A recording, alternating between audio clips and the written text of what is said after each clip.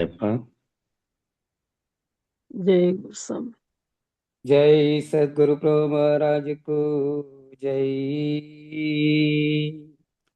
गुरु ब्रह्मा गुरुर्विष्णु गुरुदेवो महेश्वरः गुरु साक्षात् परब्रह्मा तस्मै श्री गुरुवे नमः। गुरुवे सर्वलोकानां विषजे भवरोगिणां निधये सर्वविद्यानां श्रीदक्षिणामूर्तये नमः। बृहद्वादिष्टसिद्धान्तं पूर्णबोधोपदेशिकं श्रीवेङ्कटेश्वर योगेन्द्रं सद्गुरुभ्यो नमो नमः। आत्मानात्मातीतमनिशं केवलात्मोपदेशिकं श्रीवेमुलरामय्यार्य योगेन्द्रं सद्गुरुभ्यो नमो नमः। चराचरमतीतं च अचलपूर्णोपदेशिकम् श्री पूर्णानंद पुल्लयार्य सद्गुरुभ्यो नमो नमः। पूर्णबोधसुधानिधिं पूर्वपुण्यफलप्रदं वेदान्तानन्द सद्गुरुं वेङ्कटरमणार्य गुरुं भजे। पूर्णानंद पुल्लयार्य पुत्ररत्न महागुरुं विष्णानंद विभुं दैवं कृष्णमूर्ति नमो नमः। परब्रह्मानन्दवर्षं परापरसमादर्शं ज्ञानाज्ञानतीतानन्द श्री अश्वत्थार्य नमोस्तुते। सर्वकालकालप्रत्यक्षं सर्वोत्तमसुशाश्वितं विरहितानन्दगुरुं श्रीवेङ्कटदासार्य गुरुं भजे। अस्मद्गुरुसमारम्भं कृष्णसान्दीपमाध्यमाम् श्री महाविष्णुपर्यन्तं वन्दे गुरुपरम्परम्। जय सद्गुरु प्रभु महाराज को जय। जय श्री पूर्णानंद पुल्लयार्य सद्गुरु प्रभु महाराज को जय। सुप्रभातं। भागवत कृष्णवराशिनिधि अव्यक्तासु प्रतिष्ठा देवा पूर्वा संज्ञा प्रवर्तते। उत्तिष्ठ परमपुरुषाय कर्तव्यं दैवमान्निकम्। उत्तिष्ठ गुरुदेवा उत्तिष्ठ अचलध्वज उत्तिष्ठ सर्वदेवेश त्रैलोक्यं मङ्गलं कुरु। मातः समस्तपात्रस्थितं हिरण्यगर्भे मनोहर दिव्यमूर्ति निजगुरु श्रितजनप्रियदानशीले श्रीमद्गुरुरेश दयते तव सुप्रभातम्। तव सुप्रभातमरेन्द्रवन्दिते भवतु प्रसन्न हिरण्मयावर्णमण्डली सुधी साक्षिभूतामनन्तरूपिणी वेदान्तवेद्यदयिते तव सुप्रभातम्। अद्र्यादिसप्त ऋषयः समुपास्य सन्ध्याम् आकाशतत्त्वमावरणरहिता अखिलान्द्रस्थानं ब्रह्मैव तौपतत्त्वमेव परमार्थतत्त्वं श्रीभागवतकृष्णभूमप्रभो तव सुप्रभातम्।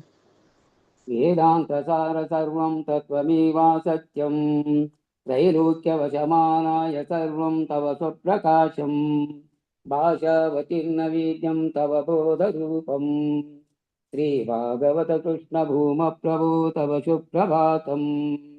न शब्दपञ्चकसास्य वै नास्ति तत्त्वं निःशब्दशब्दातीतं निजतत्त्वरूपं तेजोऽन्धकाररहितं भाव्यस्वरूपं श्रीभागवतकृष्णभूमप्रभो तव सुप्रभातम्। तवाशान्तरूषे त्वमेक सर्वं समं हि सर्वीयपि शिष्टमव्ययम् अतत्त्वरूपतत्त्वं न हि वस्तु किञ्चित् श्रीभागवत कृष्णभूमप्रभो तव सुप्रभातम्।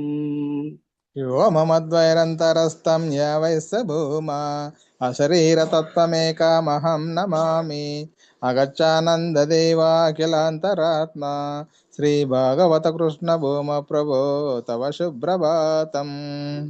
विशुद्धनिर्गुणात्मा गगनोपसदृशम् न ज्ञातममृतस्वरूपं सभायान्तरस्थम् पूर्णाचलगुरुरेकं सुविशालतत्त्वम् श्रीभागवतकृष्ण भूमप्रभो तव सुप्रभातम्। भूमरूपदयादिगुणामृताब्जी सर्वारिष्टनाश जगदेह शरण्यमूर्ति श्री सत्याज्ञानानन्दतीतं नित्यस्वरूप श्रीभागवतकृष्ण भूमप्रभो तव सुप्रभातम्। अज्ञानमूलहरणं तव चरणतीर्थं गुरुपादस्थानतीर्थं गुणरूपरहितं त्वं विना न किञ्चिदातीरं अविनाशतत्त्वं श्रीभागवतकृष्णभूमप्रभो तव सुप्रभातम्।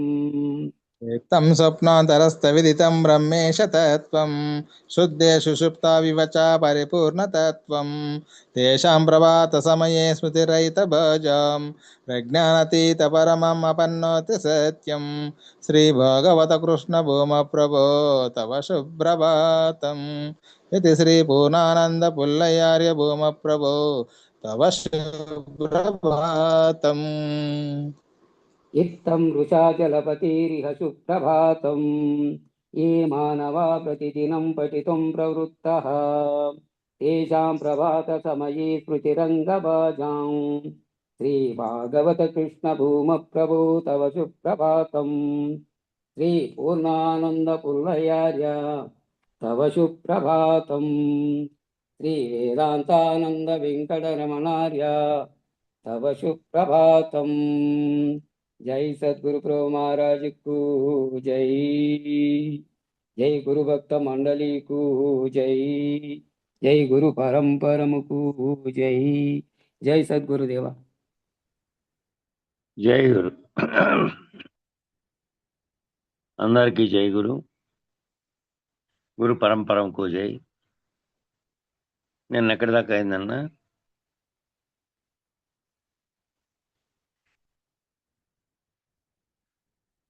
నిన్న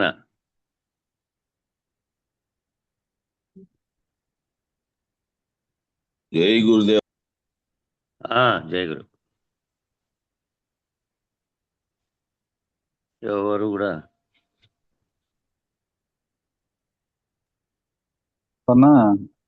చూస్తా చెప్తా చాలు.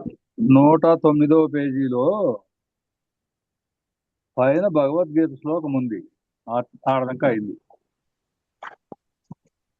అదే శ్లోకం కాటి నుంచి శ్లోకం కాడ మొదలు. సరే సరే సరే నీట్గా నువ్వు ఎట్లా అంతే, ఆగేది టచ్ కాదు. నువ్వు చెప్పద్దప్ప, మ్యూట్ చేస్తే ఆల్రెడీ.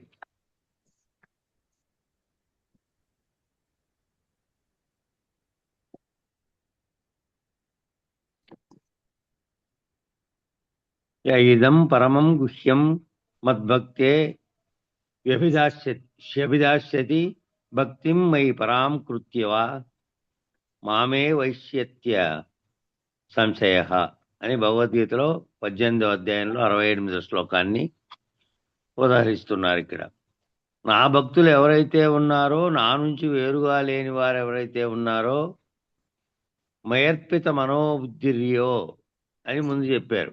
చెప్పిన వారు కర్మ షట్కం, భక్తి షట్కం, జ్ఞాన షట్కంలో నిర్ణయముగా రాజవిద్యను ఉపదేశించినటువంటి రాజయోగానికి సంబంధించినటువంటి దాంట్లో ఏది కర్మ 6 చెప్పినటువంటి 6 విధాల కర్మలు, 6 విధాల భక్తులు, 6 విధాలుగా జ్ఞానం, నిర్ణయముగా ఇవన్నిటి విచారణ చేసిన తర్వాత, నిర్ణయస్తుడుగా మారిన తర్వాత నిర్ణయముగా రాజవిద్యను ఉపదేశించినటువంటి ఆ రాజయోగ సాంప్రదాయానికి పునాది అయినటువంటి సూత్రం ఏది అంటే మద్భక్తే శభిదాస్యతి భక్తిం మయి పరాం కృత్వా మామే వైశ్యత్య సంశయ అనే ఆశీర్వచనాన్ని, నిర్ణయాన్ని అందిస్తున్నారట. ఇంతకంటే గుహ్యం లేదు. గుహ్యం అంటే రహస్యమైనది అని, ఇంతకంటే రహస్యం లేదు. అతి రహస్యం పట్టబోయలని ఆరోక్తి. అతి రహస్యంగా ఉన్నది ఏమిటి? మామూలుగా ప్రజలేమో ఈ దీంట్లోని వేదాంతార్థాన్ని గమనించకుండా మామూలుగా నువ్వు ఎంత అతి రహస్యంగా పెట్టుకున్నా కూడా అది బట్టబయలు అయిపోయింది లేప అని అంటూ ఉంటారు మామూలుగా వాడుకలో. నిజానికి వేదాంత పద్ధతిలో ఏది రహస్యంగా ఉన్నది అంటే ఆ బట్టబయలును గుర్తిరగడము, దాని గురించి తెలుసుకోవడము. అతి రహస్యంగా ఉండి గురువు ద్వారా నువ్వు పోయేది ఏంటంటే బట్టబయలుగా ఉన్నటువంటి దానిని భావనలో ఊహించగలిగి మళ్ళీ తాను అదే స్థితి, అది ఏ స్థితిలో ఏ లక్షణము లేకుండా ఉందో, అచలంగా పరిణామ వికారములు లేకుండా, సంకల్ప వికల్పాలు లేకుండా ఆ స్థితిని ఆ పొందేటువంటి వాడు పొందడమే అతి రహస్యం బట్టబయలంటే. ఆ బట్టబయలు ఎవరు తెలుపుతారు? గురువు గారు. గురువు దగ్గర నిర్ణయాత్మకంగా ఎవరైతే బోధన తెలుసుకున్నారో, బోధన వినడం కాదు, బోధన నిర్ణయాత్మకంగా తెలుసుకున్నటువంటి వారు దాన్ని ఊహించగలరు అని ఆర్యోక్తి. అతి రహస్యం బట్టబయలు. చాలా మందికి దానిని వ్యంగ్య ధోరణిలో వాడుకుంటూ ఉంటారు. చాలా మంది ప్రజలేమో దీని అంతరార్థం తెలియదు కాబట్టి వాళ్ళకి ఆ వ్యంగ్య ధోరణిలో వాడుకుంటూ ఉంటారు. ఊర్లో ఏందన్నా కానీ వాడు చెప్పప్ప అంటే అది చెప్పేది కాదులేని వాడు దాచిపెట్టుకోవడం, వీడేమో అతి రహస్యం బట్టబయలు అనడం, అది బట్టబయలు అయిందిలే తెలుసులే అన్నట్టు. కానీ నిజానికి అది కాదు. అతి రహస్యంగా ఏదైతే ఉందో మొత్తం ఈ విచారణ అంతట్లోని అన్ని రకాల సిద్ధాంతాల్లో ఏదైనా కానీ ఆఖరుగా గురువు గారు తెలిపేటువంటి ఈ బట్టబయలు రహస్యమే అతి రహస్యం. మిగిలిన వాటన్నిటికీ లక్షణాలు ఉన్నాయి. వాటి లక్షణాల ద్వారా వివరించవచ్చు. ఆ లక్షణాలను మీకు చెప్పి ఇవి ఇలా ఉంటుందని చూపించే కూడా వీలవుతుంది. ఇది అట్లాంటిది కూడా కాదు. ఇదంతా నిర్ణయాత్మక పద్ధతిలో ఎవరైతే సిద్ధాంతాన్ని అర్థం చేసుకున్నారో వాళ్ళు ఊహించడానికి వీలుంది. వారి ఊహలో గురువు చెప్పినటువంటి దాన్ని. కాబట్టి వ్యంగ్యంగా కొంతమంది వాడుకుంటూ ఉంటారు. కానీ అతి రహస్యం బట్టబయలు అంటే తీసుకొని వెళ్ళి చూపిస్తే కానీ తెలియదన్నమాట. ప్రత్యక్షంగా వాచాగా మనోవాగ్గోచరమైనటువంటిది, అవాంగ్మానస గోచరమైనటువంటి. కాబట్టి ఏ సాధన నీకెందుకు పనికిరాదనే మర్మం ఇందులో ఒక మర్మం ఉంది. ఇదంతా సాధనలతో తెలిసేది కాదు. మిగిలినంతా కింద నుంచి సాధకుడుగా ఆత్మజ్ఞాన స్వరూపుణ్ణి నేను, ఏదైతే సర్వమును తెలుసుకునేటువంటి చైతన్యం నాలో ఉండి పనిచేస్తుందో అదే సర్వవ్యాప్త చైతన్యంగా సర్వవ్యాప్తంగా ఉన్నటువంటి పరమాత్మ స్థితిలో ఉన్నది అని తెలుసుకునే వరకు ఈ సాధకుడు. ఇంకా తర్వాత ఈ విషయం బట్టబయలు నిర్ణయాన్ని చెప్పే సమయానికి సాధకుడు ఇంకా సాధనలన్నిటితోనూ పోయిన తాను ఏ స్వరూపంగా ఉన్నాడో ఆ స్వరూపాన్ని కూడా వదిలిపెట్టి దాటుకోవడమే. ఆ స్వరూపాన్ని నుంచి కూడా దాటుకున్న తర్వాత తనకు ఏ చైతన్యము లేదు, తెలిపే చైతన్యము ఎరుకే లేదు. ఇక్కడ పిండాండంలో భావించినట్టు వ్యష్టి ఎరుక సమిష్టి ఎరుకలు రెండూ పోయినటువంటి స్థితి అది. కాబట్టి ఏ సాధన నీకెందుకు వీసానికి పనికిరాదన్నారు. ఆ స్థితిలోకి నిర్ణయాత్మకంగా పోయిన తర్వాత ఏమిటంటే వీసానికి పనికిరాదంట. వీసానికి పనికిరావడం ఏమిటి అంటే సాంఖ్య దర్శనం ఎరిగిన వాళ్ళకి ఎలా చెప్పబడుతుందంటే కూటస్థం అర్ధభాగం అయింది, అర్ధభాగమేమో అపంచీకృతంగా ఉన్నది. ఈ సాంఖ్య దర్శనం చేసిన వాళ్ళకి ఏమవుతుందంటే పంచీకృతము అనేది చెప్పారు కదా, పంచీకరణ. ఆ ఏవేవైతే వాటి యొక్క సగభాగం అలాగే ఉంటూ మిగిలిన సగభాగాలు కలుస్తూ ఉన్నాయో ఆ కలిసినందువల్ల మళ్ళా రెండు పదార్థాల కలయిక వల్ల మూడో పదార్థం ఎలా వచ్చిందో అట్లా వచ్చినటువంటి సృష్టి అంతా ఆ విధంగా జరుపుకుంటూ వచ్చింది. మిగిలిన సగభాగంగా ఉన్నది. ఆ అర్ధభాగం అపంచీకృతంగా ఉన్నది. అపంచీకృతంగా అంటే ఏది ఆ ఆకాశము, పంచ తన్మాత్రలుగా ఉన్న దాంట్లో ఆకాశము, వాయువు, అగ్ని, జలము, పృథ్వీలో సగసగ భాగాలు వచ్చి కలవగా మిగిలిన సగభాగాలు పంచీకృతం కాకుండా అలాగే ఉన్నాయి.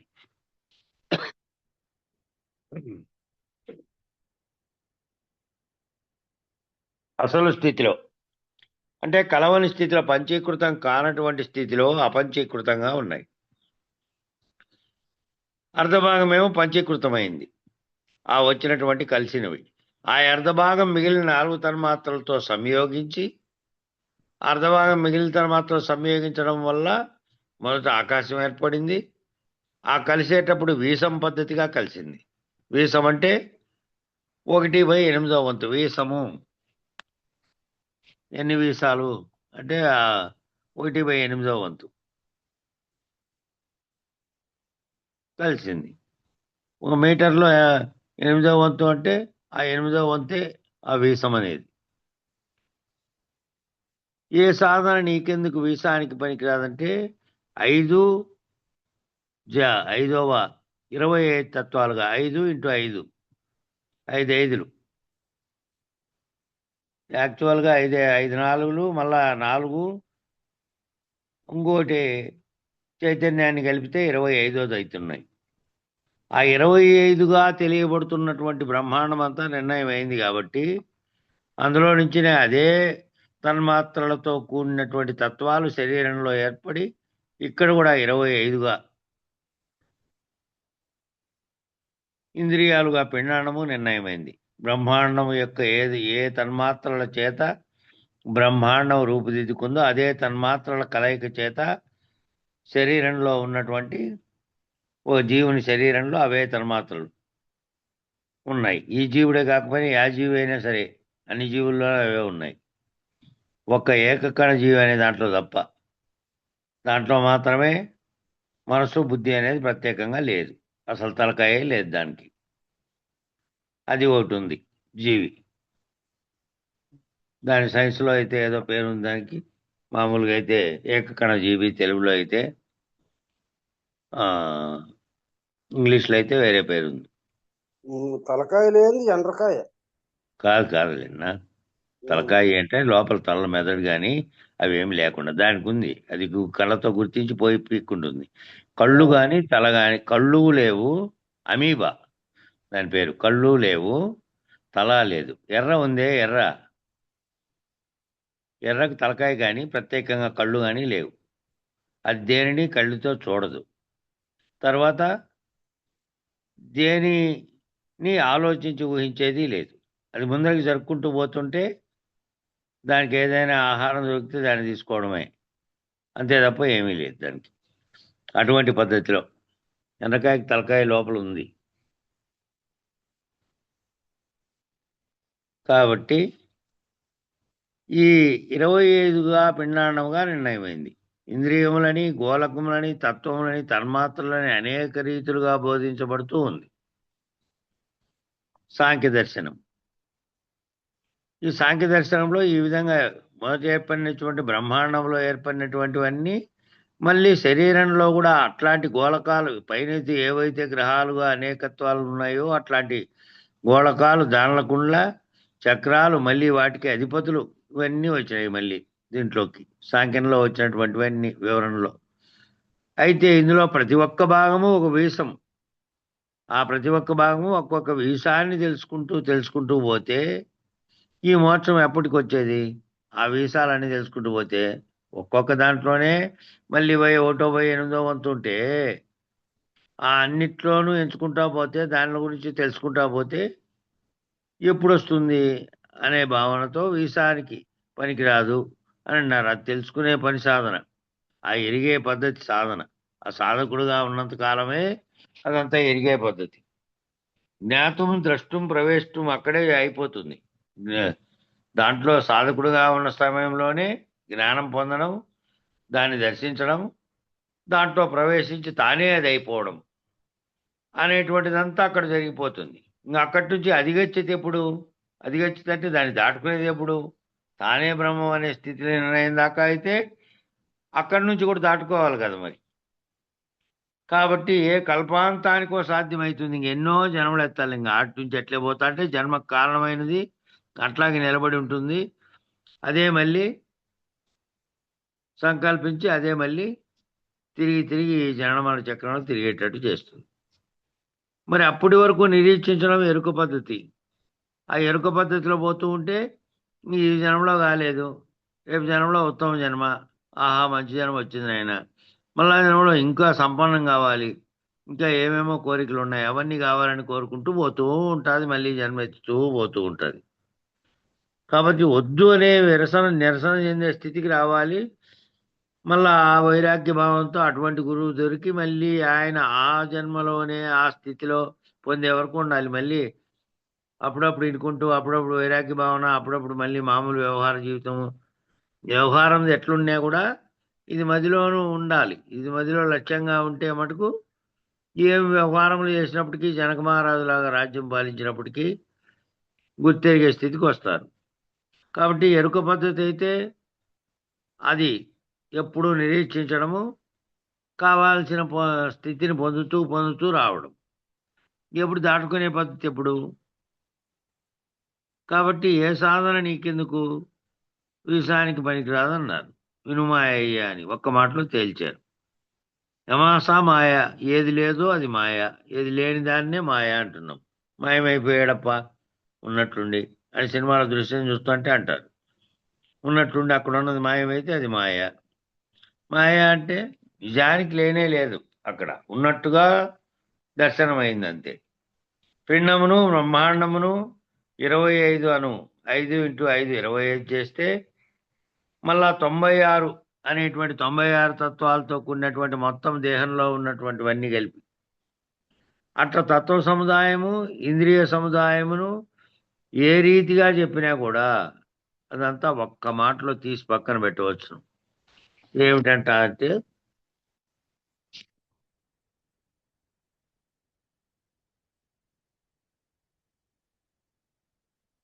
వినుమాయ, అదంతా మాయ కదా, చిద్రూపం మాయ కదా, సత్తును ఆశ్రయించే కదా, ఇది లేనిది కదా, వినుమాయ మాయ కదా, చిద్రూపం మాయ కదా అనేటువంటి ఉదాహరణతో ఇదంతా ఇంత విచారించిన తర్వాత ఇదంతా లేనిదే లేకనే తోచిందని ఆఖరికి నిర్ణయం అయ్యేది అదే కదా. కాబట్టి ఇదంతా చిద్రూపమే కదా, ఇదంతా సత్తును ఆశ్రయించి ఉండేదే కదా, సత్తు అసత్తు రెండు కానిది ఉన్నదే, దాని నిర్ణయం అయ్యే వరకే ఇదంతా అది నిర్ణయం అయిన తర్వాత ఇదంతా లేనిది అయిపోతుంది ఒక్కసారిగా. ఇది కూడా మాయే కదా. ఈ విచారించిన 96 తత్వాలు శరీరంగా కనపడుతున్నటువంటి ఈ జడ శరీరంగా ఉన్నటువంటి అవయవాలతో కూడిన భౌతిక స్థూలదేహం, దాంట్లో సర్వమును గుర్తెరుగుతున్న సూక్ష్మదేహము, దాంట్లో ఏ సంకల్పాలు జరగడానికి కారణమైనటువంటి మూలం లేని గుర్తెరిగే ఎరుక వచ్చిందో అది ఇక్కడి నుంచి జీవభావం నుంచి ఈశ్వర భావానికి ప్రయాణం చేసిన తర్వాత అఖండ ఎరుకగా ఉన్నటువంటి బ్రహ్మముగా ఉన్న తర్వాత అది కూడా లేనిదే అయిపోయిన తర్వాత ఇంకేముంది? అది మాయే, ఇది మాయ, రెండు మాయగా లేకనే తోచినటువంటివి. ఇది కూడా మాయే కదా. అంటే మాయ అంటే ఏమిటి? ఏది లేదో అది మాయ, ఏది లేకనే ఉన్నట్టు నిన్ను భ్రమింపజేసిందో అది మాయ. చిద్రూపం మాయ కదా. కాబట్టి ఎన్ని రకాలుగా నువ్వు వ్యాఖ్యానించిన పిపీలికాది బ్రహ్మ పర్యంతము ఎన్ని రీతులుగా వ్యక్తావ్యక్తములుగా, వ్యక్తం అంటే కనిపించడం, తెలియబడటం లేదా తెలియబడకుండా ఉండడం, పరము అపరము అపరాపకృతులుగా, పరం అంటే దీనికి ఏహం దాటినది, అపరం అంటే పరము కానిది, ఇట్లా రెండు రకాలుగా ప్రకృతులుగా వికృతులుగా, ఏ విధంగా ప్రకృతులుగా మహత్తుగా మహదంకారంగా ఏ దానికి కలిగిందో నేననేటువంటి అఖండ ఎరుకకు మొదట కలిగింది, ఆ తర్వాత వీటన్నిటికీ వచ్చింది. సర్వే సర్వత్రా ఉన్నట్టు తోచున్నటువంటి మాయాధిష్టానమంతా లేనిదే. ఈ అఖండ ఎరుకగా తోచినటువంటి మహదంకారంగా సర్వత్రా ఉన్నట్టుగా తోస్తున్నటువంటి ఆ మాయాధిష్టానం కూడా మాయాధిష్టానమే అక్కడ పరమాత్మగాను సకల అఖండ ఎరుకగాను ఉన్నది. అదంతా లేనిది, నే సాధులచే విన్నది, ఏ సాధన లేని బోధ. కృష్ణప్రభు ఏం చెప్తున్నాడు? నేను సాధువుల చేత అంటే వాళ్ళ గురువుల చేత, అనేక మంది చేత, జ్ఞానుల చేత ఆయన తెలుసుకున్నటువంటిది. ఏ సాధన లేని బోధ. త్యజ దుర్జన సంసర్గం భజ సాధు సమాగమం కురుపుణ్య మహోరాత్రం స్మర నిత్యం అనిత్యం అన్నారు వ్యాస భగవానుడు. ఇందాక 2 చెప్పాం. మిగిలిన 2 ఏమిటంటే కురుమా పుణ్య మహోరాత్రం అంటే పగలు రాత్రి అని గుర్తింపు లేనటువంటి స్థితిలో, ఆ పగలు రాత్రి అనేది ఎక్కడి దాకా ఉంది? కేవలం ఇక్కడ భూమి మీద ఉన్నటువంటి జీవులుగా ఉన్నటువంటి భావిస్తున్నటువంటి వారికే ఉంది. పైకి పోయినారంటే ఎంతవరకు, దీని పరిధి ఎంతవరకు ఉందో ఆ పరిధి దాటారంటే ఇక లేదు. ఓ 20,000 మీటర్లు దాటిపోయినారంటే పై భాగంలోకి రాకెట్లు పోయినప్పుడు ఆ పైన నుంచి భూమి వేరుగా గుండ్రంగా కనబడుతూ ఉంటుంది. అక్కడ ఎక్కడుంది పగలు? ఇక్కడ చాటుపడేది ఏదైనా నీడబడుతుంటే కదా. దీనికి ఒకటి నీడబడుతూ ఉండి దీని మీద వెలుగు కనపడకుండా ఉంటే దాన్ని రాత్రి, దీనికి మళ్ళీ వెలుగుబడితే అది పగలు అన్నారు. కాబట్టి తిరిగినప్పుడు ఒకవైపు ఏర్పడుతూ ఉన్నాయి. భూమి తిరిగినప్పుడు దానికి అడ్డం వచ్చినటువంటి ప్రాంతం అంతా రాత్రి, మళ్ళీ తిరిగినప్పుడు మళ్ళీ వెలుగు వచ్చిన ప్రాంతం అంతా పగలు. ఈ 2 లేవు కదా. ఆ గుర్తింపు లేనటువంటి స్థితిలో పగలు రాత్రి అనేటువంటి కాలాతీతమైనటువంటి, కాలంతో కూడుకున్న దాని కాకుండా కాలాతీతమైనటువంటిది. పైకి పోతే కాలాతీతం, కాలం లేదు అక్కడ. రాత్రి అయ్యేది పగలు అయ్యేది లేదు. అలా గుర్తింపు లేని స్థితిలో పూర్ణబోధన ఎరగడమే పుణ్యం. ఆ గుర్తింపు ఏది? కాలం అనే గుర్తింపు లేకుండా ఉన్నటువంటి స్థితిలో ఆ పూర్ణబోధన ఎరగడమే పుణ్యం. కొబ్బరికాయ కొడితే పుణ్యము, దానం చేస్తే పుణ్యము, యజ్ఞము చేస్తే పుణ్యము, ఆవాహన చేస్తే పుణ్యము, సత్క్రతువు చేస్తే పుణ్యము, ఇట్లా ఉంటారనమాట మామూలుగా. అట్లాంటివన్నీ చేస్తే పుణ్యము మనకు అనే భావంతో ఉంటారు ప్రజలు. ముందు నువ్వు దాన్ని తెలుసుకోవాలంటే ఈ ఇహంలో ఉన్నటువంటి స్థితుల్లో నుంచి దాటుకున్న స్థితిలో కాలాతీతంగా ఉన్నటువంటి దాంట్లో ఈ బ్రహ్మాండ పిండాండాలు ఏవీ లేనటువంటి, ఏ వికారం లేనటువంటి అచల స్థితిని తెలుసుకునే పద్ధతిలో తెలుసుకుంటే, ఏ జ్ఞానం చేతైతే నీ కర్మలతో నువ్వు ఉపాధిని పొందడానికి సరిపోయేటువంటి చేస్తున్నావో అది రహితమవుతుంది. ఆ జ్ఞానం రహితమై జ్ఞానాతీతమైన తర్వాత ఆ కర్మలతో దాని ఫలితాలతో నీకు లేదు, సంబంధమే లేకుండా అయిపోతుంది. కాబట్టి అవన్నీ చేస్తే, ఈ పుణ్యం చేస్తే వస్తుందో, ఆ కొబ్బరికాయ కొడితేనో దానం చేస్తేనో దానివల్ల ఉత్తమ ఫలితం రావచ్చు. అంతేగాని నీకు పుణ్యం వస్తే ఉత్తమ ఫలితం వస్తుంది అంతే, జనం లేకుండా పోయేది ఉండదు. కాబట్టి బ్రహ్మకర్మ సమారభయే అనే సంకల్పం ద్వారా చేయబడుతున్న సమస్తము కర్మకాండ అంతయు పుణ్యమే. ఏ రకమైన కర్మన్నా చేయి, కొబ్బరికాయ కొట్టే కర్మ అయినా, దానం చేసే కర్మ అయినా, యజ్ఞం చేసేదైనా కర్మే, ఆవాహన చేస్తే అవన్నీ కర్మలు నిర్వర్తించడమే.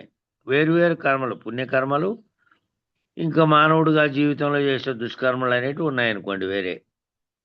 కాబట్టి పుణ్యకర్మలైనా, యజ్ఞయాగాదుల కర్మలైనా, ఏదైనా సరే అంతా దాంతో వచ్చేది పుణ్యం మాత్రమే.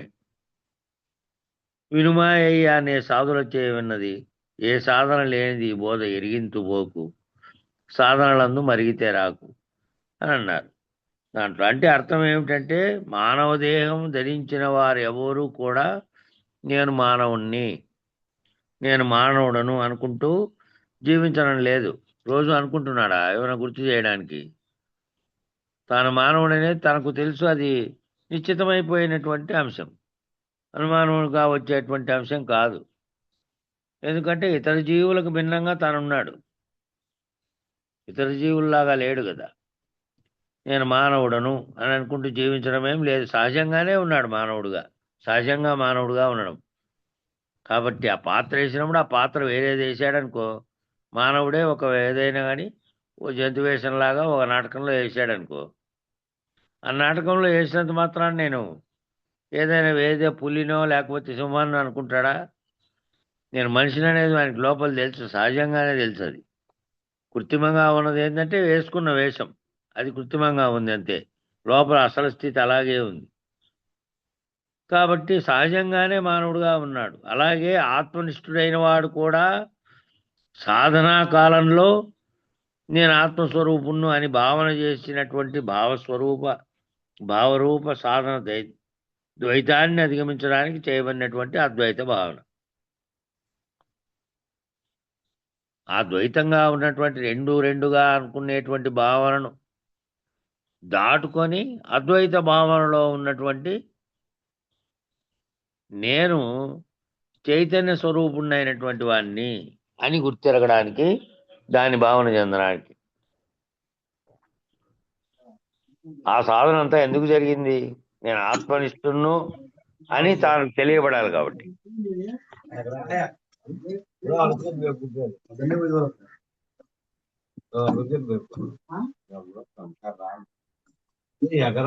అన్మ్యూట్ చేసినావు చూడన్నా రామకృష్ణ.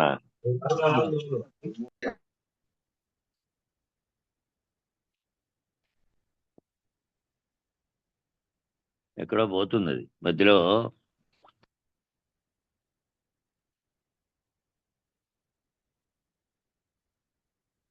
కాబట్టి ఈ సాధన అంతా ఎందుకు చేస్తున్నాడు? తాను సహజ స్థితిలో మానవుడుగా జీవిస్తున్నప్పటికీ ఆ స్థితిలో భౌతికంగా ఉన్నటువంటి స్థితిలో నేను మానవుడిని అని రోజు అనుకోకుండా ఏ విధంగా మామూలుగా సహజంగానే ఉన్నాడో అట్లాగే తాను ఆత్మనిష్ఠుడు అనేది తెలియబడకుండా శరీర రూపంతో ఉన్నటువంటి మానవుడిగా భావిస్తున్నాడు మామూలు జీవుడు. కాబట్టి తన ఆత్మనిష్ఠుడైన వాడు కూడా సాధనా కాలంలో ఏమనుకుంటాడు? నేను ఆత్మస్వరూపుణ్ణి భావన చేసినటువంటి ఆ భావరూప సాధన ఎందుకు చేయమంటున్నాడు? నువ్వు సాధన చేయనైనా నువ్వు ఆత్మస్వరూపుడుగా ఆత్మ దర్శనం చేసుకొని ఆ ఆత్మే నేను అనే స్థితికి సాధన చేయమంటున్నారు. ఎందుకు చేయమంటున్నారు? తాను నిజంగానే సహజంగా అయి ఉండకుండా అంతకంటే కిందికి దిగి వచ్చినటువంటి భావనతో అంతకుముందు ఉన్నాడు. ఆ ద్వైత భావనతో ఉన్నాడు. అప్పుడు నేను వేరు, పైన దీనికి అంతటికీ అధిష్టానంగా ఉన్నది వేరు అని భావిస్తూ వచ్చాడు. రెండుగా దైవం వేరు నేను వేరేటువంటి ద్వైతాన్ని అధిగమించడానికి, ఆ ద్వైత భావన అధిగమించి ఏకత్వ భావనలో అద్వైతం అంటే ద్వైతం కానిది, రెండు కానిది, ఒక్కటే ఉన్నది అని, ఆ ఒక్కటే ఉన్నది నేనేను అని తెలుసుకోవడానికి ఆ సాధన చెప్పారు. ఆ సాధనలో నువ్వు మాటికి జగత్తులోని విషయాలతో నువ్వు జీవుడుగా మళ్ళీ కిందికి దిగొచ్చి ప్రవర్తిస్తావేమో, దానిని గుర్తుపెట్టుకొని దాని ప్రకారం ప్రవర్తించాలని భావరూపంలో సాధన. అది భావంలో కదా. బయట సాధన చేయడం అంటే ఏదైనా చేయడం, యోగాలు చేయడం అవి కాదు. భావరూప సాధనలో తాను ఏదై ఉన్నాడంటే ఆత్మనిష్ఠుడై ఉన్నటువంటి ఆత్మనిష్ఠుడు కావడానికి ఏదైతే ఉందో భావన దాన్ని చేశాడు. అద్వైత భావన వచ్చింది. అప్పుడు ఏంటి? సమాధినిష్ట ఆత్మనిష్ఠుడైన తర్వాత చేయడం లేదు, ఇంకా ఆ తర్వాత చేయదు. తానే అఖండ ఎరుకగా ఉన్నటువంటి ఏ పరమాత్మ తత్వంతో ఉన్నదో ఆ బ్రహ్మము తానేననే అహం బ్రహ్మస్మనే మహావాక్య విచారణ దాకా చేశాడు. చేసిన తర్వాత అక్కడ నిలబడిపోయాడు. ఇంకా తనకు తెలుసు కదా, ఇక తనకు మళ్ళీ నేను మానవుణ్ణి లేకపోతే నేను ఇంకోటి అనుకోవాల్సిన పని లేదు. తాను చైతన్య స్వరూపుడైనటువంటి ఆత్మస్వరూపుడైనటువంటి బ్రహ్మము అనేది నిర్ణయాత్మకంగా అయిపోయింది. ఇంకా అక్కడి నుంచి సాధన ఏమీ అవసరం లే. సాధన లేకుండా అక్కడి నుంచి ఇంకా ఏం చేయాలి? అక్కడి నుంచి ఏది ఈ సృష్టికి అంటే సృష్టి ప్రారంభం అఖండ ఎరుక కూడా రావడానికి కారణమైనది ఏది ఉందో అది కూడా లేనప్పుడు, అది అవ్యక్తంగా ఉన్నప్పుడు, వ్యక్త అవ్యక్తం రెండూ లేనప్పుడు, ఏదైతే సృష్టికి కారణమైన భావనే లేనప్పుడు ఏదైతే ఉన్నదో దాని గురించి తెలుసుకోవడం అక్కడ. కాబట్టి అది సాధనలతో అయ్యేది కాదు, అది సాధనతో పని లేదు. ఇంకా సాధన ఎక్కడి వరకు అంటే ఆ భావరూప సాధన ద్వైతాన్ని అధిగమించి అద్వైత భావనలో తానే ఆత్మనిష్ఠుడని తెలిసే వరకే. ఇంకా ఆ తర్వాత చేయడం లేదు. సహజమైపోయాడు. సర్వవ్యాపక లక్షణము అంతటా ఉన్నది ఏమిటి? చైతన్యం. ఆ చైతన్యం తానే అని మహావాక్య నిర్ణయ పద్ధతిగా బ్రహ్మనిష్ఠుడైనటువంటి బ్రహ్మానుసంధానం చేసేటువంటి సాధన సాయుధ్యముక్తిని అనుభవిస్తున్నటువంటి సహజ రీతిలో ఏ అనుసంధానము చేయట్లేదు. సాయుధ్యముక్తిలో అంటే తానే చైతన్యంగా ఉన్నటువంటి బ్రహ్మముగా తానే అక్కడి వరకు ముక్తుడయ్యాడు. ఇక్కడి నుంచి జీవుడుగా ఉన్న స్థితిలో నుంచి. కాబట్టి సాధనలు అన్నీ సహజం కానంత వరకే, సహజమయ్యే స్థితి వరకే, సహజంగా తానదే తెలియబడే వరకే సాధనలన్నీ. సాధనలు అయిపోయిన తర్వాత ఏది తాను జ్ఞానం చే పొందాడో అదే తానయ్యాడు. అదే తానైనటువంటి సహజమైనటువంటి స్థితి తర్వాత ఏ సాధన లేదు. కాబట్టి అనంత విశ్వంకు ఆవల ఉన్నటువంటి ఈవలనున్న ములుగుచ్చ సందు లేకుండా ఉన్నటువంటి బయలు సహజం. ఆవల ఈవల అనే భేదం లేకుండా ములుగుచ్చడానికి సందు లేకుండా అంతటా ఉన్నది అదే. నీవు ఇక్కడ పరిణితిలో పరిమితిలో ఉన్నందువల్ల, ఆవరణలో ఉన్నందువల్ల ఈ ఈవలనే పదము ఆవలనే పదము ప్రయోగించాల్సి వచ్చింది. ఈ ఈవల పరిమితితో కూడినటువంటి ఆవరణం కూడా అందులోనే ఉంది. ఆవల ఉన్నదానిది ఆవల ఏవల దీనికి అవతలికి యువతలకి సర్వత్రా అదే ఉన్నది. కానీ ఇది ఆవరణలో ఉండి ఇది ఒక ఆవరణంగా ఉన్నటువంటి భావనతో ఇది వచ్చింది. ములుగుచ్చ సందు లేకుండా ఉన్న బయలేమో సహజంగా ఉన్నది. దాన్ని తెలుసుకోవడానికి ఏ సాధన అవసరం లేదు. సాధనలన్నీ దీనిలో తెలుసుకోవడానికే, నువ్వు దాంట్లో నిలబడిపోవడానికే సాధనలన్నీ. ఏది నీవో నీ స్వరూపాన్ని తెలియబడే వరకే. ఆ నిర్ణయాన్ని పొందడానికి ఏ సాధన అవసరం లేదు. ఆ నిర్ణయం పొందాలి అంటే ఏ సాధన అవసరం లేదు. ఆ సాధనలన్నీ ఇక్కడి వరకు తెలిసిన తర్వాత ఇంకా అది నీకు అవసరం లేదయ్యా. ఏ సాధన నీకెందుకు, వీసానికి పనికిరాదు, వినుమాయ్యా, వినుమని చెప్తున్నాడు గురువు. నే సాధులచే విన్నది, ఏ సాధన లేని బోధ ఎరిగింపు పోకు. నువ్వు అక్కడ ఇక్కడ అవసరం లేదు. నువ్వు ఏ సాధన అవసరం లేనటువంటి దాన్ని నేను ఎరిగిస్తా నీకు అని చెప్తున్నాను. ఏ సాధన లేని దాన్ని ఎరిగిస్తా. ఈ పరిపూర్ణ నిర్ణయం కొరకు వచ్చినటువంటి వారు ఏ సాధన లేని పద్ధతిగా నిర్ణయాన్ని అందగలిగినటువంటి అధికారి. కాబట్టి సాధనలందు మరిగితే రాకు. మళ్ళా సాధనల్లో మరిగావనుకో, ఇంకా సాధనల్లోనే ఉన్నావనుకో, ఇంకంతే. సాధనల్లో మరిగితే ఎంతకాలమైనటువంటి ఏ సాధనలు చెప్పిండేది? నిన్ను నీవు తెలుసుకునే సాధనలు కాకుండా ఏవేవో బాహ్య ప్రపంచంలో జగత్తుతో కూడుకొని చేసేటివి, ఆ సాధనలన్నీ వ్యర్థమైనటువంటివి. ఆ సాధనల వల్ల ఏమవుతుంది? నీకు నిశ్చలత ఏర్పడచ్చు. దానితో ఓ రకమైనటువంటి ధ్యానం చేసేటువంటి స్థితి రావచ్చు. ఏ వస్తువును నువ్వు లక్ష్యం పెట్టుకున్నావో దాని దర్శనం కలవచ్చు. తర్వాత వచ్చేసి పుణ్య పాపాలకు సంబంధించినటువంటి చేసే క్రతువులు కానీ ఇతరత్రా ఉండేటువంటివన్నీ కూడా సాధనలే. ఆ సాధనలన్నీ కూడా మరిగితే వద్దు. ఆ సాధనలు అధిగమించిన స్థితిలోకి నువ్వు ఉంటే ఆ అధిగమించిన స్థితిలో నుంచి కూడా అధిగచ్చేది, అది కూడా లేనటువంటిది అని తెలిపి దాటుకునేటువంటి పద్ధతి నేను చెప్తాను అంటున్నాడు. మరలా శ్రవణ మన నిధిధ్యాసలకు సంబంధించి కానీ, ఆ శ్రవణ మన నిధిధ్యాసలు ఎప్పటి వరకు చెప్పారు? ఏ జ్ఞానం పొందడానికి నువ్వు విచారణ చేస్తున్నావో దాంట్లో నువ్వు ఒక్కొక్కటి పొందిన తర్వాత అక్కడ స్థిరపరచుకునేకి ఆ జ్ఞానాన్ని నువ్వు మహావాక్య విచారణలో చెప్పినటువంటి అంతిమ లక్ష్యంగా ఉన్నటువంటి ఏకత్వ భావన, అద్వైత భావన అయినటువంటి తానే బ్రహ్మముననే స్థితి కలిగే వరకు చేసినవన్నీ, ఆ కలిగే వరకు చేసినవన్నీ ఏవి? ఇవే. ఈ శ్రవణ మన నిధిధ్యాసలు కూడా అందులో భాగమే. నువ్వు పొందినటువంటి జ్ఞానంతో ఒక్కొక్క మెట్టు అధిగమించే కొద్దీ ఆ శ్రవణం చేసినది, మననం చేసినది, నిధిధ్యాసగా పెట్టుకున్నది అంతా కూడా అక్కడి వరకే. అష్టాంగ యోగములకు సంబంధించి కానీ, సప్తభూమికలకు సంబంధించి కానీ, శుభేచ్ఛ తనుమానసి మరి నుంచి తురియ వరకు వ్యాపకమై ఉన్నటువంటి జ్ఞాన భూమికల చేత కానీ, జ్ఞాన భూమికలు, అజ్ఞాన భూమికలు, అష్టాంగ యోగములు ఇవన్నీ అనుభవానంద స్వామి రాసినటువంటి ఆ గ్రంథంలో వచ్చాయి. అన్ని రాత్రికి తరగతిలో వివరించబడినాయి. రాత్రిపూట చదివారు కదా ఇటీవలనే, వాటిలో ఇవన్నీ వచ్చాయి. అధో భూమికలైనటువంటి అజ్ఞాన భూమికల చేత కానీ పరిణామ సహితమైనటువంటి పద్ధతి ఎరుక పద్ధతి. కాబట్టి వీటన్నిటి చేత చేసినవన్నీ కూడా సాధనలు. ఆ సాధనలన్నీ కూడా ఎరుక పద్ధతిలోటివే.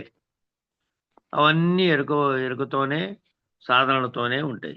ఆయా స్థితిభేదాన్ని అనుసరించి, ఆ చెప్పినటువంటి ఆయా స్థితిభేదం అంతే. ఆ స్థితిభేదాన్ని అనుసరించి ఏ సాధనల జోలి నేనొల్లన్నీ వాస చేస్తేని, ఇంకా సాధనలన్నీ అధిగమించి వచ్చినటువంటి సాధకుడు కదా, సాధకుడై వచ్చాడు. గురువాక్యం తెలియకముందు ఏది అంతకుముందు చెప్పబడినటువంటి నిత్యానిత్య వస్తువు కాడ మొదలుపెట్టి సాధకుడుగా ఆఖరుకు తాను బ్రహ్మమైతిని అనే అద్వైత సిద్ధి వరకు వచ్చినటువంటివన్నీ కూడా ఏంటివి అవంటే, అవన్నీ ఎరుకతో విచారించి ఎరుకే తాను, ఎరుకే ఆ అఖండ ఎరుక తానేను అని తెలియబడే వరకు చేసినటువంటివే అన్నీ. కాబట్టి ఆ స్థితి భేదాన్ని బట్టి అనుసరించి ఏ సాధనల జోలి నేను నన్ను భాష చేస్తేని, ఏ సాధనల జోలి అంటే అంతకుముందు అనేక స్థితుల్లో ఉన్నాడు కదా తాను. ఆ స్థితులన్నీ దాటి వచ్చినాడు. దాటి వచ్చి అవస్థాత్రయం దాటి తురియ స్థితిలో తాను సాక్షిగా సర్వమును గమనించి ఆ మూడవస్థలకు అతీతమైన స్థితిలో ఉన్నటువంటి ప్రత్యేగాత్మగా ఉన్నటువంటి వాడు, పరమాత్మగా ఉన్నటువంటి వాడు ఇద్దరు ఒక్కటేననే విషయం కూడా తెలిసిపోయిన తర్వాత ఇంక మళ్ళా అక్కడ ఎరుకతో సంబంధించినటువంటి సాధనల జోలి ఎందుకు, ఇంకా అక్కడి నుంచి దాటుకునే పని కదా. ఇంకా వింతైన విషయం ఏమిటంటే, బ్రహ్మాండ పరిధిలో ఆయా ఆకాశ పంచకాన్ని అనుసరించి, బ్రహ్మాండ పరిధిలోనేమో ఆకాశ పంచకం అనే దాన్ని అనుసరించి ఈ ప్రపంచంలో ఉన్నటువంటి అన్ని రకాల సాధకులు ఉంటారంట. అన్ని రకాలైనటువంటి సాధకులు ప్రపంచంలో ఆకాశ పంచకంగా చేయబడినటువంటి సగం అట్లాగే ఉండగా మిగిలిన సగము మిగిలిన అన్ని భాగాల్లో కలిసినటువంటిది. అంటే మాంత్రికుడు, తాంత్రికులు, యాంత్రికులు, విజ్ఞానులు, జ్ఞానులు. మాంత్రికుడు అనేవాడు, తాంత్రికుడు అనేవాడు, యాంత్రికుడు అనేవాడు, మళ్ళా వీళ్ళు దాటినటువంటి విజ్ఞానులు, జ్ఞానులు, రకరకాలైన సాధనలు చేసే వాళ్ళంతా ఉంటారు. ఈ పరిధిలోనే ఉంటారు, బ్రహ్మాండం పరిధిలోనే ఉంటారు. బ్రహ్మాండం పరిధిలోనే ఉన్నారంటే ఆ బ్రహ్మాండం అంతా అఖండ ఎరుకైతే వాటిలో మళ్ళా వెష్టిగా తాను అనేటువంటిది ఏదంటే అంటోందో, తాను మాంత్రికుడు, తాంత్రికుడు, యాంత్రికుడు, జ్ఞాని, అజ్ఞాని, విజ్ఞాని సర్వము అంతా కూడా సాధన చేసేటువంటి వారంతా కూడా ఈ కింది స్థితిలోనే ఉంటారు. పూర్ణబోధన ఎరిగే వారి యొక్క సంచితంలో ఈ సాధకులందరూ ఉంటారు. ఆ పూర్ణబోధన ఎరిగేటప్పుడు అంతకుముందు ఈ సంచితంలో ఈ సాధకులంతా ఉంటారు. వారందరూ వచ్చి నీకు గుర్తు చేస్తూ ఉంటారు సాధనా విశేషాన్ని. ఆ సాధన చేసి మళ్ళీ ఆ సాధనలోని విశేషాన్ని గుర్తు చేసుకుంటూ ఉంటే సాధకుడుగానే ఉంటాడు. సాధకుడుగా అనే దాంట్లో నుంచి దాటుకునేవాడేమో పూర్ణబోధ స్థితిలే, పూర్ణబోధ పొందడానికి అర్హుడై వచ్చాడు అక్కడి వరకు. ఇంకా అక్కడ దాటించే బాధ్యత, దాటుకునే బాధ్యత తనదే. తనకున్నటువంటి తీవ్రత, గురువు గారికి ఉన్నటువంటి దాటించగలిగినటువంటి సత్తా. కాబట్టి ఆయా సాధనల యొక్క పారమ్యాన్ని, ఆధిక్యాన్ని నీకు చెబుతూ ఉంటారు, గుర్తు చేస్తూ ఉంటారు. అలా చేయమని ప్రేరణిస్తూ ఉంటారు. ఇలా చేయి, ఇలా చేయని ప్రేరణిస్తూ ఉంటారు. వారి సహవాసంలోకి ఆహ్వానిస్తూ ఉంటారు. వారి సంఘంలోనికి ఈశ్వరుడు అయి నిన్ను ప్రవేశించమని కోరుతూ ఉంటారు. ఇక్కడి వరకు సాధకుడుగా ఉన్నంత కాలము సాధన చేసింది దేనికి అంటే, తానే సమిష్టికర్తగా ఉన్నటువంటి, ఈశ్వరత్వంగా ఉన్నటువంటి అఖండ ఎరుక నేనేనని తెలియబడే వరకు ఆ తెలియబడిన వాడిని ఇంకా ఆహ్వానిస్తున్నాడంట ప్రవేశించమని ఇందులోకి. ఈశ్వరుడివై ప్రవేశించు. నీవు ఈశ్వరుడివయ్యా, బ్రహ్మనిష్ఠుడివయ్యా అని, నువ్వు అంతవాడవయ్యా ఇంతవాడవయ్యా అని నీ దివ్యత్వాన్ని ఆశ్రయించి ఉన్నటువంటి సాధకులు వారంతా, ఆ సాధనా స్థితిలో ఉన్న వారంతా, కింద శిష్యులంతా సాధనా స్థితిలో ఉండి గురువుని అనుసరిస్తూ ఉంటారు. ఆ సాధనా స్థితిలో నుంచి వాళ్ళని దాటించకపోయి తనలోకి కలుపుకునేవాడు గురువు.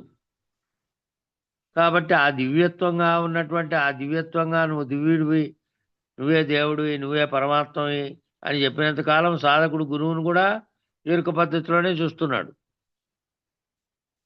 ఇంకా దాటిన తర్వాత వాళ్ళు ఇరువురు లేరు.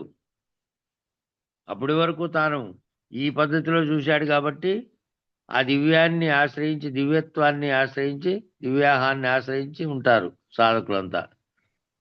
భాగవతం అంటుంది, సిద్ధ సాధ్య విద్యాధర చారణ భూత ప్రేత పిశాచ గణములన్నీ కూడా అశరీరులు అంటుంది.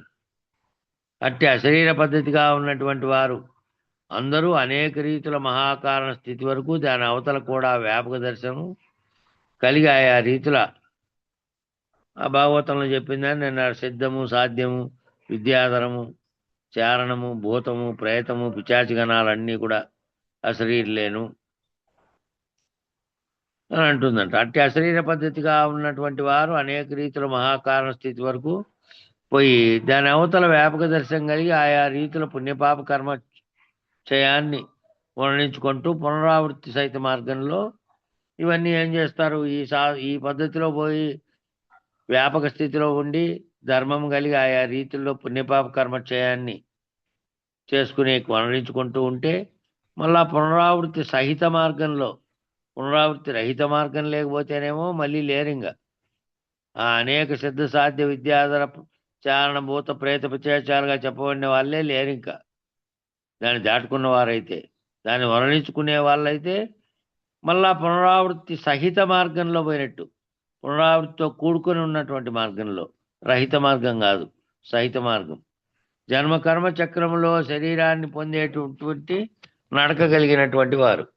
వాళ్ళు ఎటువంటి వారంటే జన్మ కర్మ అనేటువంటి చక్రంలో మళ్ళీ శరీరాన్ని పొందేటువంటి, జన్మించడం, కర్మలు చేయడం, ఆ కర్మల ఫలితాన్ని అనుభవించడానికి మళ్ళీ ఓ ఉపాధి కావాలి కదా. అనుభవించడానికి ఎప్పుడూ కూడా ఉపాధి కావాలి. కేవల చైతన్యంగా ఉన్నది దేనిని అనుభవించలేదు, అది భావన చెందడం మాత్రమే చేస్తుంది. దాన్ని అనుభవ రూపంలోకి తీసుకోవడానికి దానికి ఒక వస్తువు కావాలి, ఆ వస్తువే ఇది అని సాంఖ్యకారికలో మొన్న వచ్చింది. కాబట్టి జన్మచక్రములో శరీరాన్ని పొందడానికి కారణమైనది ఏదైతే కర్మ ఫలితాన్ని అనుభవించడానికి ఒక వస్తువు, ఒక శరీరం ఉండాలి. కాబట్టి ఆ శరీరం పొందేటువంటి నడక కలిగి ఉంటారు వీరంతా. కాబట్టి వీరందరూ పూర్ణబోధన ఆశ్రయించినటువంటి నిజ శిష్యుల దగ్గరికి వచ్చి నువ్వు మావాడివయ్యా అంటే, ఆ పూర్ణబోధన ఆశ్రయించినటువంటి వాడు ఎవరైనా వస్తే ఆ నిజ శిష్యులు లాంటి వాళ్ళు, ఇట్లా సాధన సంపత్తి గుర్తెరిగినటువంటి వాళ్ళు, నిజమైనటువంటి పునరావృత్తి రహితమైనటువంటి మార్గంలోకి నేను పోవాలి, పునరావృత్తి సహితంతో కూడినటువంటి ఆ పైన చెప్పినటువంటి విద్యల్లో ఉన్నటువంటి స్థితి కాదు అని ఎవరైతే అటువంటి నిజ శిష్యులు వచ్చారో వాళ్ళ దగ్గరికి వచ్చి, రావయ్యా నువ్వు మావాడివి, నువ్వే ఎవరైతే ఈశ్వరత్వ భావాన్ని పైన చెప్పారు, నువ్వు ఈశ్వరుడి బ్రహ్మనిష్ఠుడు అయ్యావు కాబట్టి నువ్వు రా మాలేకి అని వాళ్ళకి కలుపుకుంటారంట. అట్లా పిలుస్తూ ఉంటారంట. నువ్వు మావానివి, మనోళ్ళు అంటానులే మనబోధేనా, ఆయన మన సాంప్రదాయమేనా అంటానులే అట్లా. కాబట్టి నీకు తెలియదు, నువ్వు ఎన్నో జన్మలు మాతో కలిసి ఉన్నావు, ఎన్నో జన్మల సాధనలు చేసుకుంటూ వచ్చావు ఇంతకుముందు. అట్లా చేసుకుంటూ వచ్చినప్పుడే ఇప్పుడు ఈ విధంగా తారసిల్లినావు. నాకు చాలా విశేషమైన యోగివి నువ్వు అని, చాలా విశేషమైన జ్ఞానివి నువ్వు అని, చాలా విశేషమైన సాధకునివి అని, నువ్వు తలుచుకుంటే సృష్టికి ప్రతిష్ఠ చేయగలిగిన మహానుభావుని అని నీలో ఉన్నటువంటి దివ్యాహాన్ని మరింత గట్టిపరుస్తారు. నువ్వు అట్లా చేయగలవు అన్నీ అంటే నేను చేయగలనేమో అని అనుకుంటాడు. మళ్ళా నేను అంతా ఒట్టిదేననేది ఆఖరికి చెప్పేది. అప్పటి వరకు అంటే నువ్వు ఇట్లా సమర్థునివి అట్లా సమర్థునివి అని చెప్పారు. ఆ దివ్యాహం అంటే దివ్యాహం పొందినటువంటి స్థితి కూడా అదే కాబట్టి, అది కూడా ఎరుకలోనిదే కాబట్టి మరింత గట్టిపరుస్తారు. వినుమాయ్యా నీ సాధనలు చేయవిన్నది అంటే ఏ సాధన లేని బోధ. ఏ సాధనల జోలి ఎలనని నువ్వు భాష చేస్తే గనా ఈ పైన చెప్పినటువంటి అనేక రకాల సాధనలు ఆ స్థితులతో సంబంధం లేదు. పునరావృత్తి రహితమైనదే నాకు కావాలని నువ్వు గనక వచ్చి ఉంటే ఇక నీవు భాష చేస్తే నీ భాష అంటే ప్రతిజ్ఞ. భాష అంటేనేమో భాష, మామూలు వాడితే భాష అంటే నేను ప్రమాణం చేశాను అని. అట్లా వాగ్దానం చేస్తేని నువ్వు నేను ఏ సాధన లేని బోధంతా అందిస్తానని అట్లా పొందడానికి నువ్వు వాగ్దానం చేయమని అడుగుతున్నానంట నిజగురుమూర్తి ఆ నిజమైనటువంటి శిష్యుణ్ణి. ఆ అశరీర గురు సాంప్రదాయాన్ని అనుసరించి సహజమైన పద్ధతిగా అన్నిటినీ రహితపరిచే పద్ధతిగా మూలాన్ని గుర్తెరిగే ఈ శరీరం ఏమీ లేదు అనేటువంటి నిర్ణయాత్మకమైన పద్ధతిగా వస్తునిచ్చే జ్ఞానాన్ని పొందే పద్ధతిగా భాష చేయమని అడుగుతున్నాడు. అట్లా శరీర గురు సాంప్రదాయాన్ని అనుసరించి ఎవరైతే సహజమైన పద్ధతిగా అన్నిటినీ రహితపరిచే పద్ధతిగా వచ్చారో, సహజమైన పద్ధతిగా రహితపరిచేది నువ్వు లేనిది అనేది వస్తునిశ్చయంగా నీకు చెప్పుకుంటూ వచ్చిన తర్వాత ఏమేమి లేదు, ఆఖరుకు నువ్వు నీ సహజ స్థితి ఏమిటి అంటే ఈ సృష్టి కాకముందు ఏమైతే ఉన్నదో బయలు అదే ఉన్నది, అది తప్ప మరేమీ లేదు.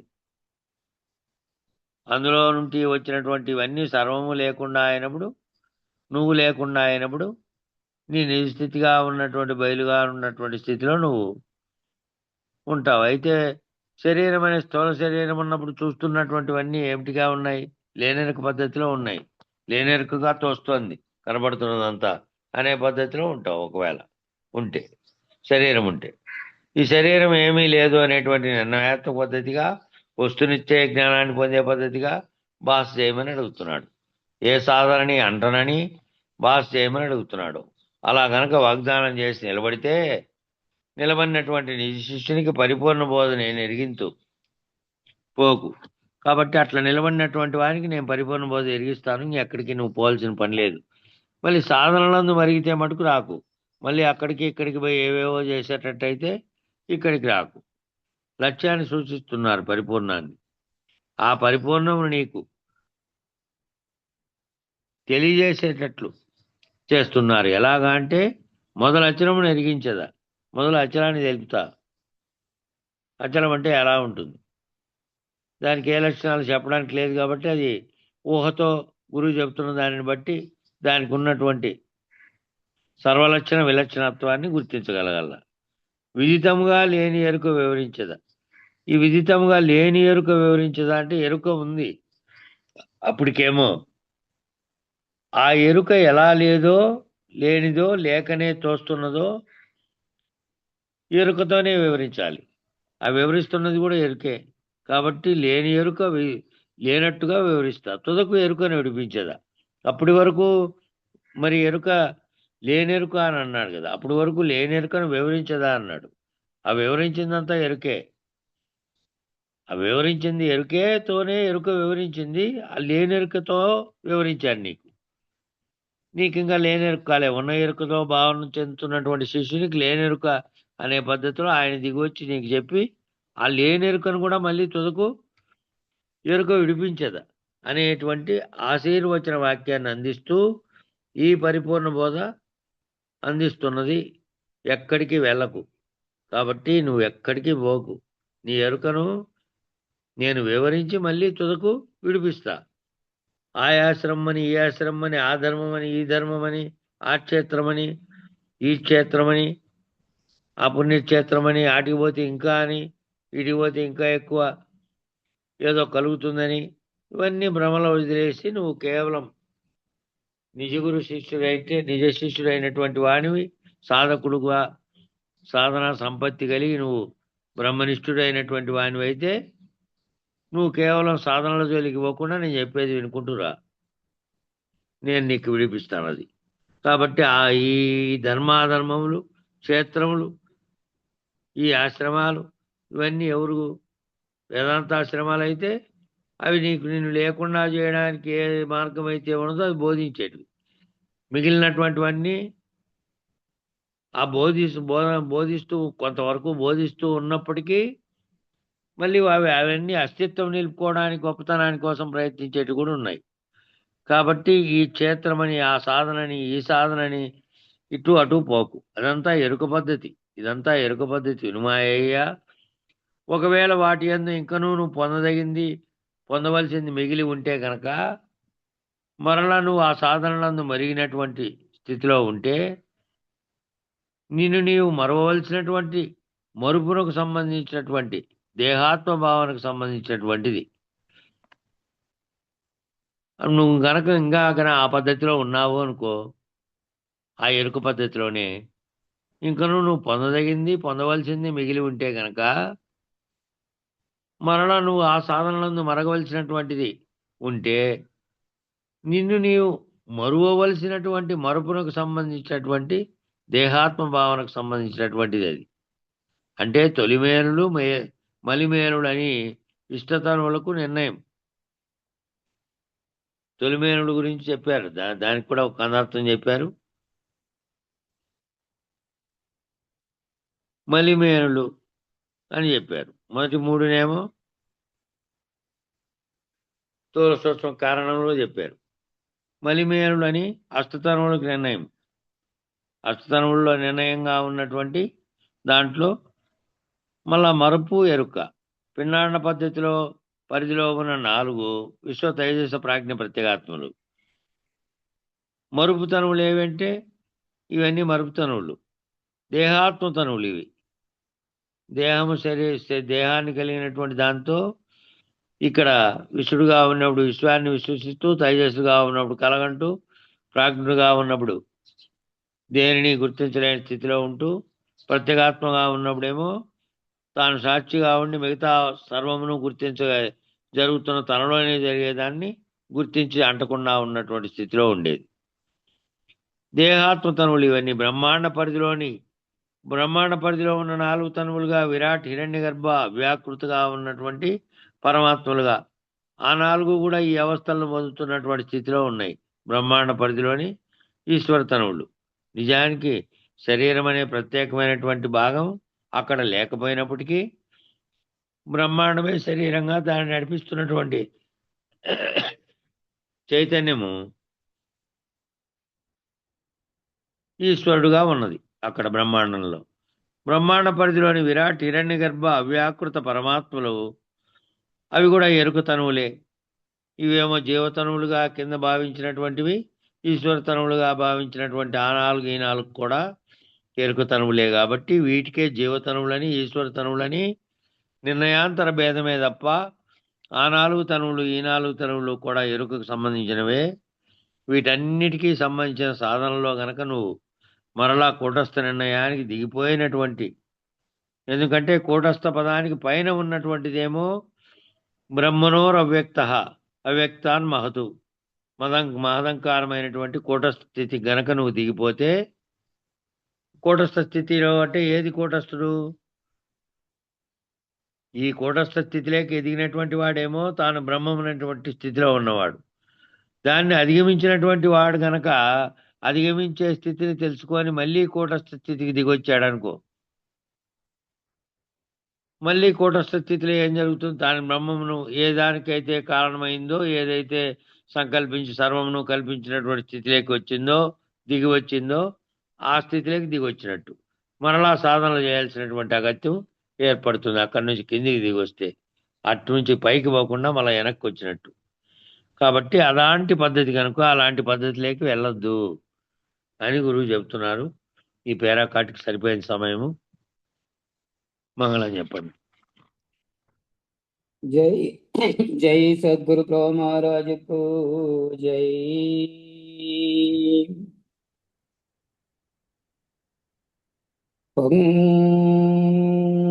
శ్రీకరం బైనట్టి ఓంకార పీఠమున ప్రాకటంబుగ హరికి బానునకును ఏకముగ వెలిగేటి యాజ్ఞవల్కి మరియు జోకతో రాజరుచి జనకపతికి జయమంగళం నిత్య శుభమంగళం జయతు జయమంగళం మహోత్సవ మంగళం ఎల్ల కాలమునందు ఎడతగని బ్రహ్మంబు తెల్లముగ శిష్యులకు తేటపరచి యుల్లమూరంజెల్ల కల్ల ఎరుకను మాన్పు పల్ల పోతుల పుల్ల యాదులకును జయమంగళం నిత్య శుభమంగళం జయతు జయమంగళం మహోత్సవమంగళం ఎల్ల కాలమునందు ఎడతెగని బ్రహ్మంబు తెల్లముగ శిష్యులకు తేటపరచి యుల్లమూరంజెల్ల కల్ల ఎరుకను మాన్పు పల్ల పోతుల పుల్ల యాదులకును జయమంగళం నిత్య శుభమంగళం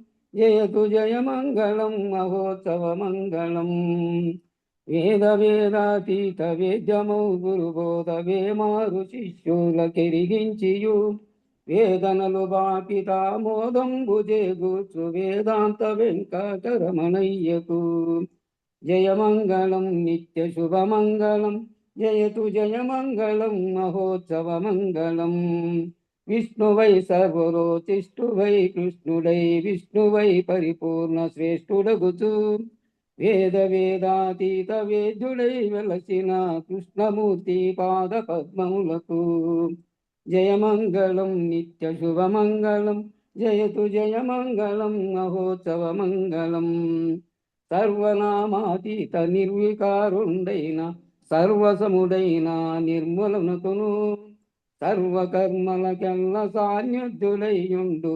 సర్వసాక్షాత్స్వత్తారులకును జయమంగళం నిత్య శుభమంగళం జయతు జయమంగళం మహోత్సవమంగళం శంకలన్నియు దీర్చి చాలగా మన్నించి పొంకముగరాజిత్య బోధ చేసి అంకురించిన జన్మానంతముందించేటి వెంకటాదాచార్య వేదాంతికి జయమంగళం నిత్య శుభమంగళం జయతు జయమంగళం మహోత్సవమంగళం ఎల్లకాలమునందు జయమంగళం నిత్య శుభమంగళం నీకు మూలముగాక నాకు మూలము లేక లోకలోకములెల్ల ఏకముగను రాకటంబైనట్టి పరిపూర్ణ బ్రహ్మమును జోగదో తెలుపుగురు పీఠమునకు జయమంగళం నిత్య శుభమంగళం జయతు జయమంగళం మహోత్సవమంగళం మంగళం గురుదేవాయ మహనీయ గుణాత్మనే సర్వలోకచరణ్యాయ సాధురూపాయ మంగళం జై సద్గురు ప్రభు మహారాజుకు జై జై శ్రీ పూర్ణానంద పుల్లయ్యార్య సద్గురు ప్రభు మహారాజుకు జై జై శ్రీ వేదాంతానంద వెంకట రమణార్య సద్గురు ప్రభు మహారాజుకు జై జై శ్రీ విష్ణానంద కృష్ణమూర్త్యార్య సద్గురు ప్రభు మహారాజుకు జై జై విరహితానంద వెంకటదాసార్య సద్గురు ప్రభు మహారాజుకు జై జై జ్ఞానాదానచేత అశ్వత్థార్య సద్గురు ప్రభు మహారాజుకు జై ఇందుగల గురు భక్త మండలికు జై గురు పరంపరముకు జై సర్వం సద్గురు చరణారవిందార్పణమస్తు సర్వే జనా సుఖినో భవంతు ఓం శాంతి శాంతి శాంతి జై సద్గురుదేవ